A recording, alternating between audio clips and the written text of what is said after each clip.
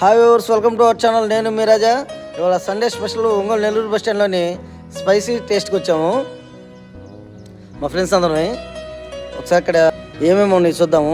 మేము వెళ్ళగానే అయితే మింటి మొజిటే ఇచ్చారు, పర్లేదు బాగుంది. ఇక్కడైతే టమాటా, కీరా, క్యారెట్, ఆనియన్స్ అయితే డిజైన్ కట్ చేశారు. నెక్స్ట్ కేక్స్ అయితే ఉన్నాయి, మొత్తం సెల్ఫ్ సర్వీస్. ఇక్కడ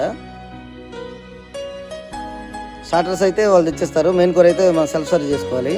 నేనైతే చికెన్ సూప్ తీసుకున్నాము.